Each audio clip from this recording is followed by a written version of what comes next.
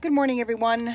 It's been a long time. It's actually been 4 weeks since I posted in regards to the Bandaid Saga, and I've had 3 manicures since then. And there's been very interesting feelings that have had to go with that. Oh, I can show you my nails now. So, she was able to do a French, but if you can see that I'm all healed up on the back. There's still some residue, like when my hands get really, really wet. But now, I don't know if it's kind of hard. I don't want to do it so bad. But my cuticles are all clean. It was very interesting. The first time I went to the manicure, the amount of skin that came off of that clippings there, it was so much that it was coming outside of the tool, and they have a clipping tool that you do. There was so much that it actually was coming outside, like overflowing on top. And the woman actually made a comment, and I said that earlier in my last one. The second one, there was half as much, but there was still so much dead skin that were all the way around my fingers. And today it was interesting because in the last 2 weeks, as I've had any kind of inkling to pick on my fingers, I just took the tool that, there's a clipping tool that you can use, and I don't have it here to show you, but I took the tool and I would just manually go along and fix it so that I wouldn't be tempted to pull it. But there are two things I wanted to talk to you about today. Number one was the tool, and how you can have tools of destruction can become tools of success. And the first one that I had was that clipping tool, because I had a relationship with that tool that was very toxic, and I didn't like that at all. And what happened is that I would justify within myself that if I just went and clipped along the skin, like I have been in the last 2 weeks, if I just went around and clipped around the skin, I'd be great. But I never did that. I'd use it as a dig, and I'd use it to create areas in which to rip. So it was very fascinating. My fingers were in a condition of, say, about 20%. Like if I was going on a scale of 1 to 10, and 10 being the worst my fingers were, that tool became a catalyst and took me from, let's say, a 2 or 3 on the level to a 10. And it would be the one that would take along and bring up the edges. And once I had an edge, that was it. It's fun to talk about living on the edge. So the tool now that I have is I keep it at my desk at work, and whenever something comes up, I just clip it, or I can take my fingers and just chew it. And it was very interesting on how that tool was a catalyst before to destruction, and now it actually is a tool to help me. The other thing that I thought of that was really interesting, I was talking to my mom the other day, and she's going through a situation right now where she's clearly in a pattern and an emotional experience where she's not feeling good, and feeling good about herself, feeling good about other people. And there's and she had an interaction with someone, and that brought up huge feelings within her of judgment and anger and all of those negative experiences when you have an interaction with someone and you walk away from it feeling very emotionally charged about something. And when I was having the conversation with her yesterday, the thing that really resonated with me the most is a meme that came across my Facebook the other day, and you could have $10 million, or you could have one door gives you $10 million. The other door gives you the power to go back in your life and change the things that you wanted to change. And I feel that a mental trap that we get into is that we really feel that we don't have the ability to change the future or to change what's happening. And the exact opposite is true, because today is going to be one of those days that you're going to look back at for 5 years from now, and you could say, well, if I knew then what I know now. But clearly you have the ability to change past patterns, because you do know more now than you did at the time of the incident or whatever happened.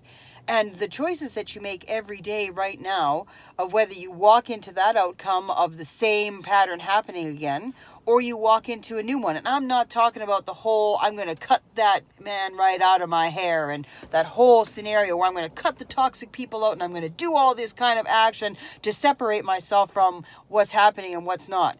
Now, if you're taking a separation for a moment for assessment, is a different thing than separating yourself from that toxic environment for the sake of I'm going to separate myself. But the issue is that that toxic environment is only a reflection of something that you're vibrating. Otherwise, you wouldn't be emotionally drawn to it.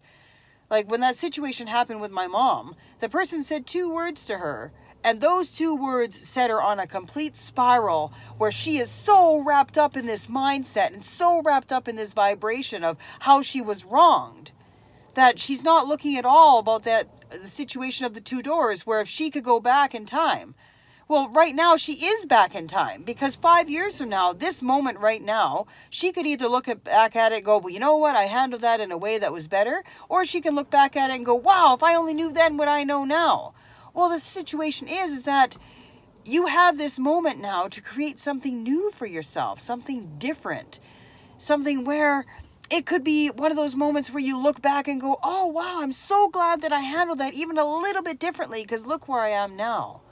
So the power is not looking back to see what you could change so far, but the power is in the present moment, because your present moment right now is going to be what you're going to look back at 5 years from now. And what are you going to do? Still look at the same door and go, whoa, I wish I knew then what I knew now. But I understand that there's the whole experience portion of it. But do you really need to have that experience again? Like with the situation with my mom, she's been in this experience many times. This is not a new experience for her, where someone has, in her perception and her interpretation of the event. In her interpretation of the event, she's been wrong, she's been misjudged, she was talked to harshly. This is not the first time. But she is thinking that, oh, well, this is something new. But honestly, said person says 2 things, said person does 2 things. I react to that situation with the same force and intensity that I had before, sometimes even more. And what direction is that intensity increase? Is it intensity increase in a outcome that's positive for you, so that 5 years from now you look back and go, oh, that's so awesome? Or is that intensity and that focus on your feelings, is it going to take you back into the same pattern, and so that you're going to be still stuck in that, well, 5 years, if I would have known now what I know then. Why not be the moment now where you set the pattern for something different, so that in 5 years you look back and go, wow, am I ever glad that I did that small change? It doesn't even have to be big. It could be something where you just decide that you're not going to talk about it to people, so that you're hammering that drum over and over and over again, and bringing more fuel and more fuel and more fuel and more attention to that negative feeling. And all that does is draw more of the same. So when I learned about this Band-Aid and doing this thing with my fingers, this was nowhere near as difficult as I thought it was going to be. It was relatively easy.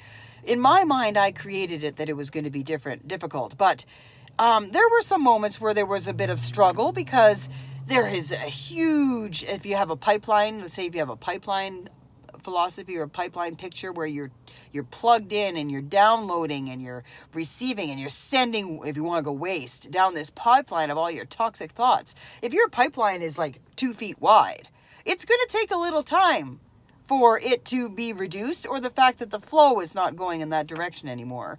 So while you're still programmed and your body is still going to go to that pattern, for me, the most difficult issue was whether or not I wanted to live in that outcome again. And the answer was no. Did I do everything? There was a couple times that I pulled on my skin. I wasn't perfectly cold turkey 100% done when it was done. But one of the things that really resonated for me is that it's done. Like, I still have some ways to go with this issue, but it's now been put into place. About a week ago, I had this little piece of skin that was sitting on my cuticle, and it was driving me crazy. I was like looking at it and looking at it and looking at it and feeling it and touching it. And, oh my gosh, should I draw attention to it? Oh, should I pluck it? Should I cut it? Should I do this? And I sat there and went, how much emotional energy am I channeling towards that piece of skin?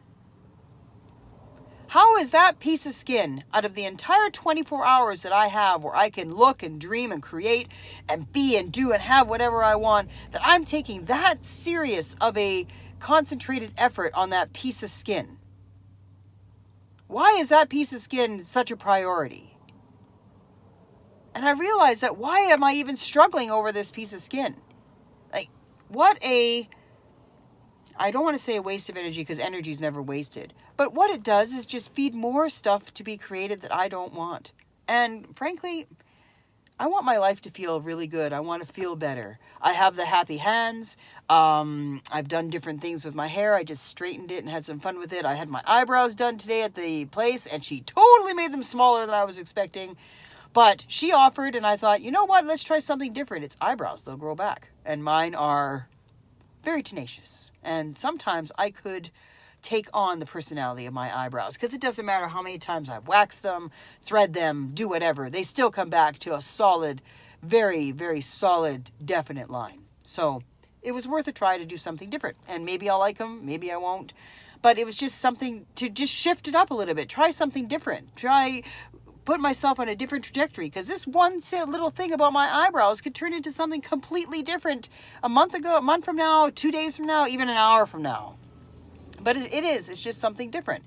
So I just wanted to give you an update on how awesome life is right now in regards to what's happening with my nails and how much emotional investment I've had shifted in that regard. That I now have, this is just shellac. So my true nail is still thin enough that I can pick whatever I wanted. And I can still pick because I used to have the fake nails before because they were thick. Now I have the pretty nails. Now I have what I like my nails to look like. And it's almost like I've trained myself for so many years that if I have this kind of stuff on my fingers, I don't pick. So here I had a shame situation, something where I shamed myself in the past. And now again, I've taken a tool of destruction because that actually enabled me to keep picking. And it didn't solve the problem. It just prolonged it. It didn't deal with the issues. It didn't deal with having to come face to face with my addiction of it. But now I've taken it, and because I've conditioned myself that you don't pick when you have that on for so many years, now that I have this and go do this done, it's almost like set that whole mindset into motion. And I can't be even more thankful. So if in any way, shape, or form this has helped you in any way, let me know in a comment below. And we can do this together. We really can, because this was a lifelong thing for me. And if I can do this, you can do whatever you set your heart and mind to. Love you all. Bye.